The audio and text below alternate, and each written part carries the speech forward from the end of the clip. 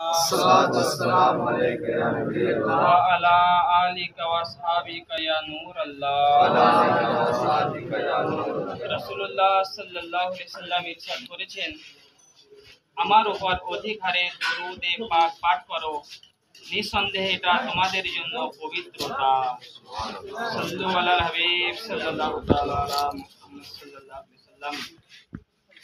ভুলবশত পানাহার করাতে রোজা ভঙ্গ হয় না। হযরত সাইয়েদনা আবু হুরায়রা রাদিয়াল্লাহু তাআলা আনহু থেকে বর্ণিত, রহমতে আলাম নূরে মুজাসসাম রাসূল আকরাম সাল্লাল্লাহু আলাইহি সাল্লাম ইরশাদ করেন, যে রোজাদার ভুলবশত পানাহার করলো সে যেন তার রোজা পূর্ণ করে, কেননা তাকে আল্লাহ তাআলাই পানাহার করিয়েছেন।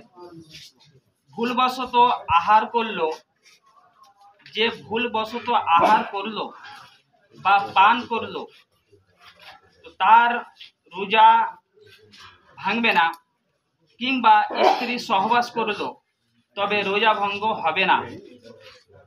আর যদি ভুলে খাবার খাচ্ছিল, মনে আসতে সে খাবার ফেলে দিল, তাহলে রোজা ভঙ্গ হবে না। আর যদি মুখে ছিল, মনে আসার সঙ্গে সে পানও করে নিল বা খেয়ে নিল, তাহলে তার রোজা ভঙ্গ হয়ে যাবে।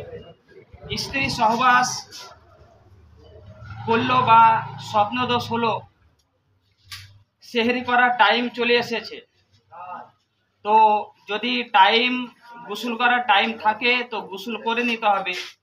আর যদি টাইম না থাকে তো কুল্লি করে 2 হাত ভালো করে ধুয়ে তারপর তাকে সেহরি করতে হবে।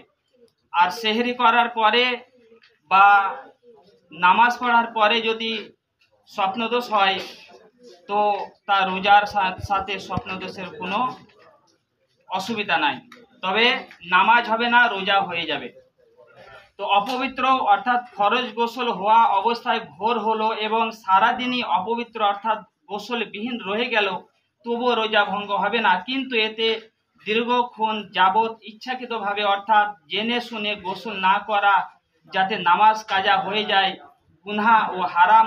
হাদিস শরীফে ইরশাদ হয়েছে, যে ঘরে জুনুবি অপবিত্র ব্যক্তি থাকে সে ঘরে রহমতের ফেরেশতা প্রবেশ করে না। সাল্লু আলাল হাবিব সাল্লাল্লাহু তাআলা আলা মুহাম্মদ।